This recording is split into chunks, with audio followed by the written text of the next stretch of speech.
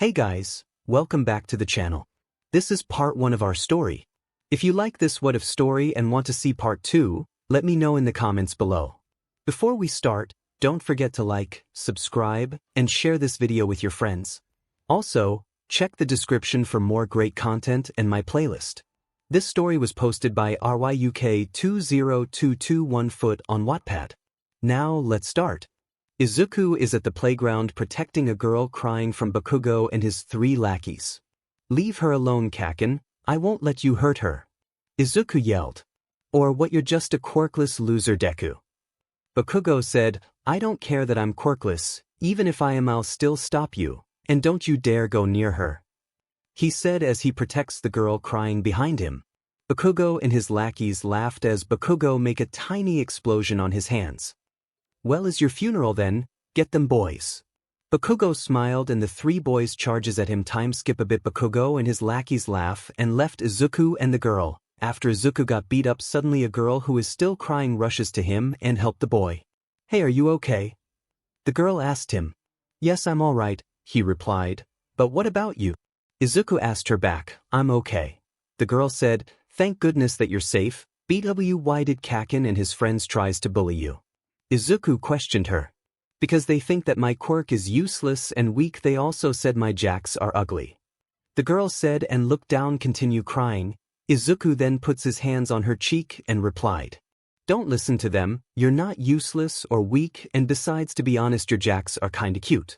𝗧𝗚𝗚𝗽 told her and smiled at the girl. The girl blushed of what he just said and without thinking she hugged him. "You really mean it, thank you. Thank you for telling me this. You're so kind." The girl thanked him and cried on his shoulder. 𝗧𝗚𝗽 got shocked of what she just did and blushed, so he hugged her back. Why, you're welcome. What's your name?" "My name is 𝗧𝗜𝗚𝗽𝗚𝗏. 𝗧𝗜𝗚 introduced nervously. "My name is 𝗧𝗜𝗚𝗟𝗏. You can call me 𝗧𝗜𝗚𝗟chan." 𝗧𝗜𝗚𝗏 introduced. "Well, it's nice to meet you, 𝗧𝗜𝗚𝗟chan." 𝗧𝗚𝗏 said after they introduced themselves. They were talking about their past and their hobbies when suddenly 6 yellow flying orbs watched the boy and went inside him. "What's wrong, 𝗧𝗚𝗚𝗽𝗚?" 𝗧𝗜𝗚𝗏 asked him. "Oh, it's nothing, it's just. For a second there I thought I felt something's a bit wrong with me, that's all." 𝗧𝗚𝗏 explained. 𝗧𝗜𝗚𝗏 was confused of what he means, until when she looked down, 𝗧𝗜𝗚𝗏 saw 𝗧𝗚𝗏 has sands drop below his feet. 𝗧𝗚𝗏, why do you have sands dropping on your feet?" she questioned and pointed down. 𝗧𝗚𝗏 got confused as he looked down and was shocked of why he has sands dropping below him. Suddenly the sands moves on its own and formed a monster like Oni as the 2 kids hugged each other and scared. "What is your 𝗧𝗏𝗧𝗏𝗧?" he got interrupted by the 2 kids yelled, "Ag and O and I." They cried in unison, "What did you call me, you brats? I'm not an O and I." He yelled at the kids and comes to them until he was held back by 2 people. "Calm down, senpai, they're just kids," said the blue turtle who tries to hold him. "Momonoji, calm your temper," he said. "Momotaros is still a baka," said the purple dragon who mocks at the red Oni. "Shut up, you brat," he said. Then another 2 come out from 𝗧𝗚𝗏's body. "How vulgar," said the white-winged man, and the other one was protecting the kids. 𝗧𝗏𝗏 and Jiraiya were confused of what's happening and what's going on when suddenly a loud train horn coming from the sky. The 2 kids' eyes widened because there's a flying train coming at them. The train then landed and one of the Imagine who is protecting them spoke.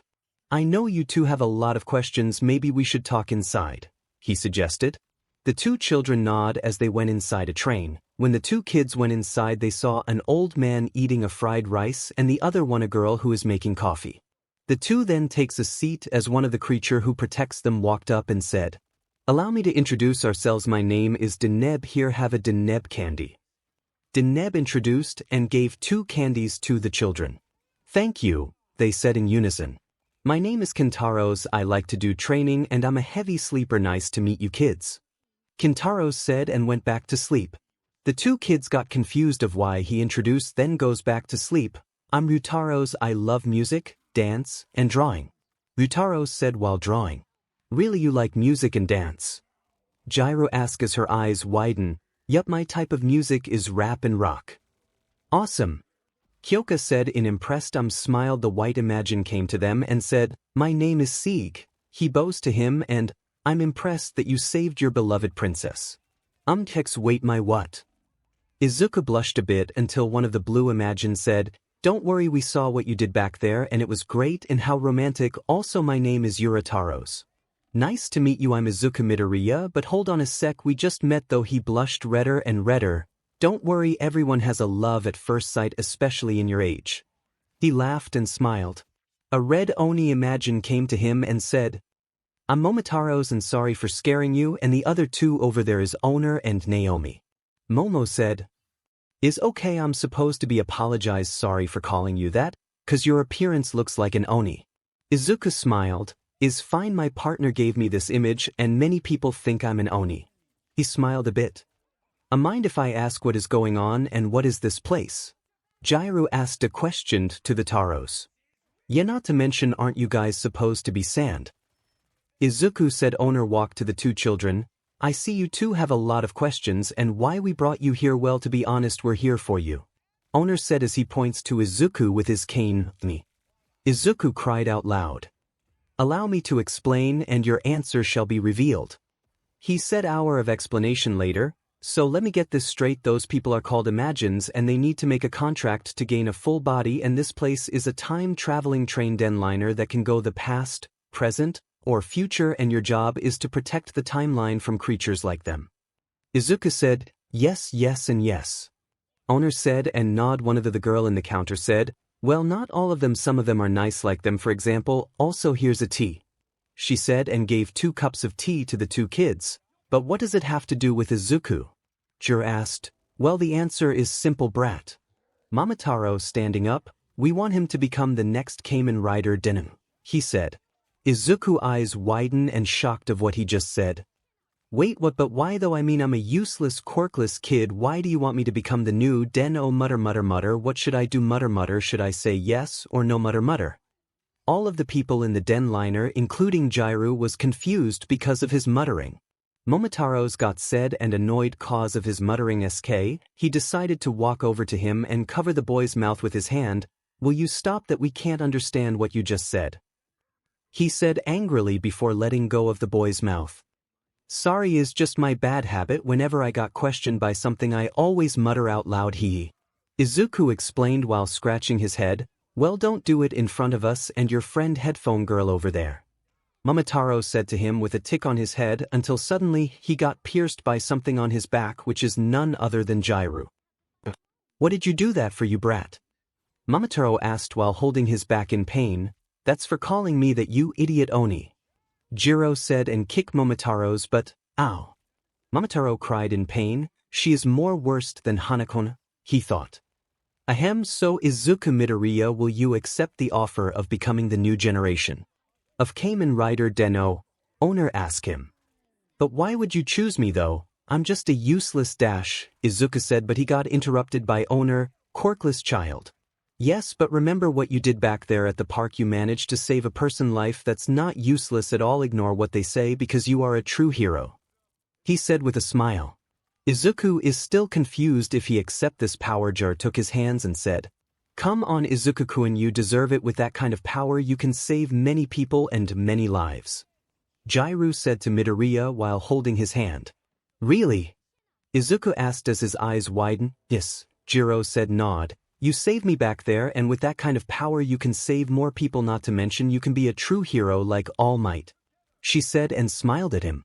Izuku blushed of what Jiraiya said to him. Urataros and Sieg look at the young couple. "I young love," they thought and smiled. "Well, if you say it that way," Izuku said, letting go of Kyoka hands and walked to Owner and said with a serious face, "Then I'll accept that power. Then is decided," Owner said and stands up and throws a pass at him. Then Izuku caught it. And suddenly a belt appeared on his waist. "What are these?" Izuku asked Owner. "These are the power that will let you turn into Den-O. The rectangle box you're holding is called a Rider Pass. You can enter the sand of time, the world where the Den Liner is normally at. Is when a person holding a Rider Pass open a door, any door with the hour, minute and second are the same, like for example 10 hours, 10 minutes and 10 seconds, or 3:3:3, and the belt on your waist is a Den-O belt. Swipe the pass on the center and you can transform, and the multicolor button you see on the right side, well, you can summon one of the Imagine to help you fight." Owner said to Izuku, "Can I try it?" He eyed with excitement. Sure, but before that you might gonna make a contract with Momotachi. Owner said as he points with his cane at them. How do I make a contract with them? Izuku asked. Owner was about to say something but got interrupted by Naomi. Just ask them a wish, and once you decided a wish they will become your contract. She said with a happy smile while carrying coffee to the Imagine. I see, so that explains why Momo said what is your longing back then, Jar thought. Izuku comes to the Taros and exhales himself. So what is your longing? Momotaros asked again to Izuku. My wish is to become a hero to protect and save people with a smile. Will you help me achieve it? He said and bows at them. The 6 Taros smiled at the green-haired boy. Momotaros puts his hand on his shoulder and said, Of course, kid, I acknowledge your wish. Momotaros said, My strength will help you and make the villain cry. He said when crack his neck and do his sumo pose. Let's work hard, Izuku. Ryutaros smiled. We'll help you achieve that goal. We'll advent you to the top. Sieg said while drinking his tea. Guess I have no choice. Alright, I'm in. He comes closer to Izuku and whisper, Not to mention I'll help you with your girl. Izuku blushed redder and Urataros giggled at him. I hope we can get along and work hard together. Deneb said and bowed at him. Alright. Izuku smiled and cried, Well, what are you waiting for? You said you want to transform. Momotaros said, Oh yeah, okay, press the button first then swipe the pass on the middle, Izuku said as he pressed the red button and activates a catchy jingle henshin. He swiped the pass across the middle sword form. Momotaros jump into Izuku body. The transformation starts with a platform. Soon red pieces of additional armor then appeared on his shoulders and chest as well as black armor trimmed in yellow snapped to his back. A red metal peach slid over the helmet and snapped onto the front before splitting in two, the points extending to become antenna and the two halves of the peach now resembling eyes. This was Kamen Rider Den-O sword form. Oregon Sanju. Den-O SF announced while striking a pose. Wow, you look so cool, Izuku-kun, Jiro said and has sparkles on her eyes, but why your voice is different? She asked and raised one eyebrow. Senpai is posseing him, that's why his voice is different also. Whenever he choose one of us to transform we fight alongside him in battle. Urataros explained. I see, but does he have to say that word though? Jiro asked again. You'll get used to it, besides we all do the same thing after we transformed. Kintaros said while lifting his weights. Hey, even in this body I'm still in a 𝐒𝐮𝐦𝐦𝐚𝐫𝐲, Momotaros said and puts his right leg on the table while stroking his chin. In Izuku's mind, wow, I looked awesome, Izuku said happily. You got that right, kid, this is a new beginning and not to mention we have to train you like a lot. He said to him in his mind. I will, he smiled. Before you go, you kids go. Owner said then turns to the Taros, I want you guys to join him. He said the Taros spit their coffee except Ryutaros, Deneb and Sieg. But why, old man? Momotaros asked angrily. You're his contract holder, right? So you have to join him. Owner said while eating his fried rice. And for a long time you guys have been disturbing the passengers and I have to deal with the complaints from them. He said the flag dropped to the plate and Owner as always do his shocking pose, so consider this as a punishment for 10 years. He said, what 10 years? The Taros screamed except Deneb, Ryutaro and Sieg. Yes, and there is one reason why you need to train young Izuku to become strong, not to mention of how long he can resist the bond between you guys. Owner said in a calm tone, what do you mean by resist the bond between you guys? Izuku questioned Owner. Then Owner looked at the boy, you asked too much but you'll find out soon. He said with a smile. Yosha, Izuku will train you to become strong. Kintaro said and crack his neck. Let's work hard together, Izuku. Deneb bowed at him again. Alright then, I can't wait to meet a lot of cute girls out there. Urataros said, yay, looks like we're going to live with Izuku. Ryutaros said in a happy tone. Everybody but one. Everyone turned to Sieg and Sieg points to the red angry one.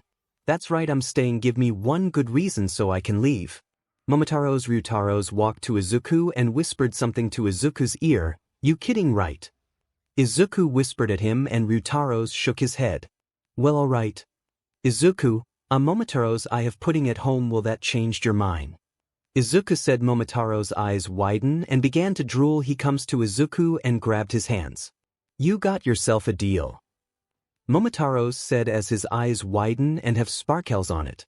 All of the Taros giggled except for 𝗧𝗏 and 𝗧𝗏 with anime sweat drop on their forehead. Wow, he changed his mind quickly for a pudding. 𝗧𝗏 and 𝗧𝗏 thought in unison. Well, don't just stand there, get out right now. Naomi said. Okay.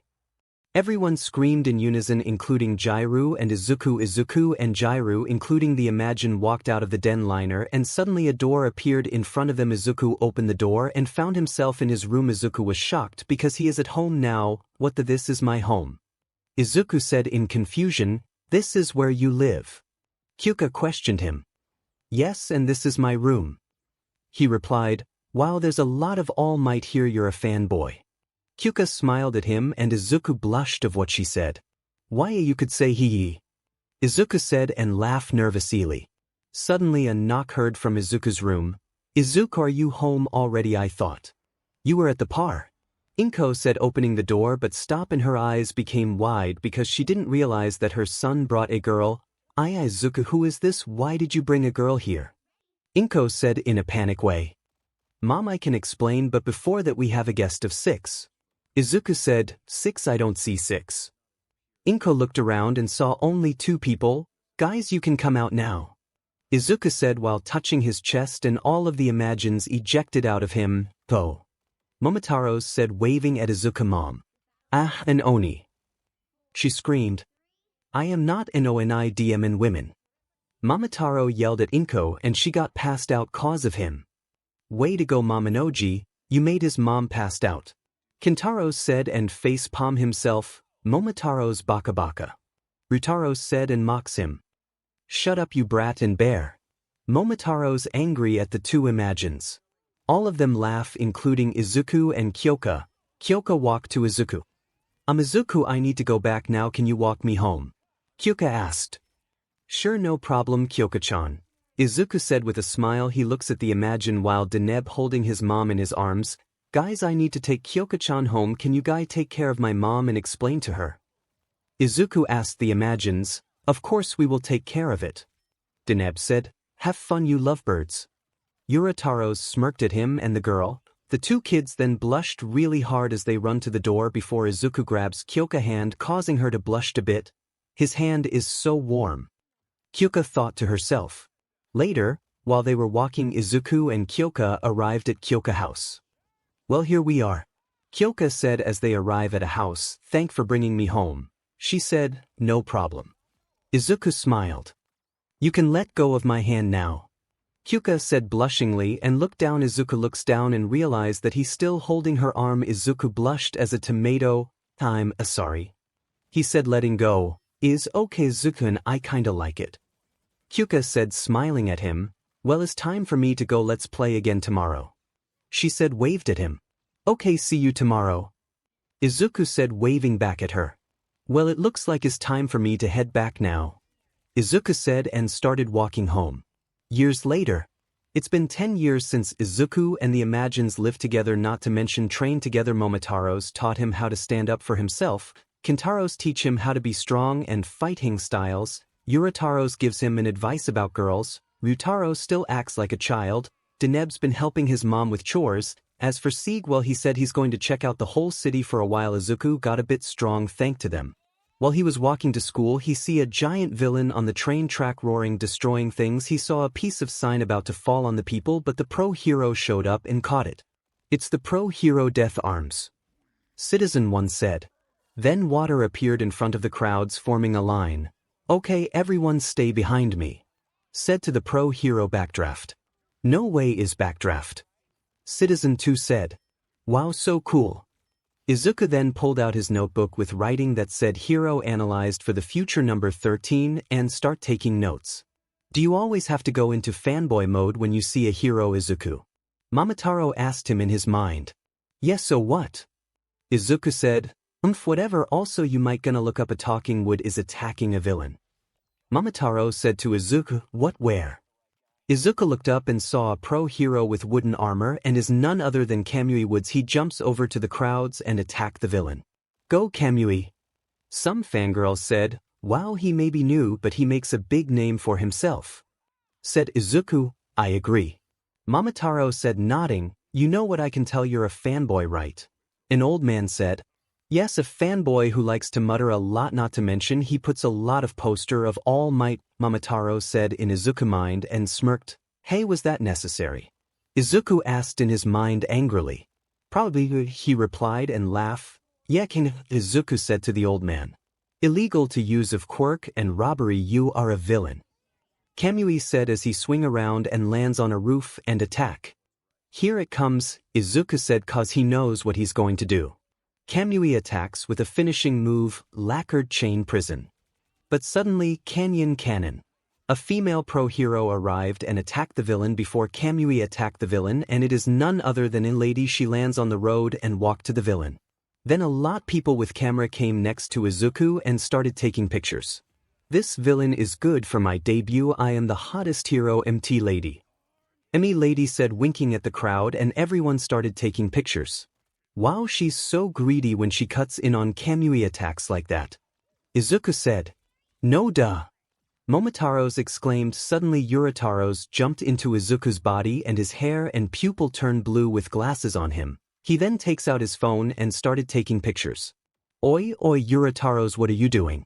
Izuku asked him in his mind. Oh, nothing, just taking picture of a lady, Urataros said as he continues picturing of the lady, which caught her attention, so she winked and Urataros winked at her back. Kimiko, get out of there now. Momotaros angrily at Urataros. Okay. Urataros said, then ejected out from Izuku's body, and Izuku started to blush. Good thing Kyoka-chan didn't see this. Izuku thought in his mind. He looked to his watch and he is almost late for school. Oh, look at the time to go, he said, then runs to the school. Later at Aldra Junior High. Alright class, you guys already third years now, so it is time to prepare for your future. I would hand out the career test paper, but why bother? The teacher said as he grabbed the test paper, then threw upward. I know you all going to be hero, right? He finished as students starts showing off their quirk except Izuku. That teacher should get fired, don't you agree? Momotaro said in Izuku's mind. Yeah, true. Izuku replied in his mind. Hey teach, don't lump me in with this bunch of extras. I'm the real deal, but these guys will be lucky to end up as sidekicks to some B-list losers. Katsuki said in his usual self. You think you're better than Bakugo? Male student 1 said, let's go, I'll take you all on. Katsuki said with a smirk. You've got impressive results on the test, maybe you should go to you. Hi. The teacher said while check the test score, he's going to try to take you. A female student 1 said. But that school have a 2% chance to get in. Male student 2 said. That's why is the only place worthy for me. Bakugo said, and get up and stand on the table. I will pass all the tests and I'm the only one at this school who stands a chance of getting in. I'll be more popular and be the richest hero of all time. People all across the world will know who I am, and it starts with you. Hi. He finish. Whatever Kaken aren't for forgetting who have the number 1 spot on the test. Hey teach, can you tell him and wake him up to reality? Izuku said from behind Bakugo in a laid-back attitude. Oh yeah Midoriya, it says here you have the perfect score on the test. I'm very impressed with this, you will be number 1 in no time. The teacher said, impressed with Izuku's score. This makes Katsuki shocked and mad at Izuku because he has a higher score than him. He was about to attack, but Izuku pull out the Dengasher in gun mode and aim at Bakugo. Don't even think about it, Kaken, and watch your temper or else I'll shoot you. Izuku said. Everybody knows what happened after Izuku gained the power of the Kamen Rider Deneb, including imagines, he became more confident and stands up for himself thanks to Momotaros and the others. Okay, now let's all just calm down and not start the fight again. Midoriya, put down your gun, and Katsuki, sit down or I'll call your parents about this, do you understand? The teacher said, pointing at Katsuki. Whatever. Katsuki said and sat down. Later after school.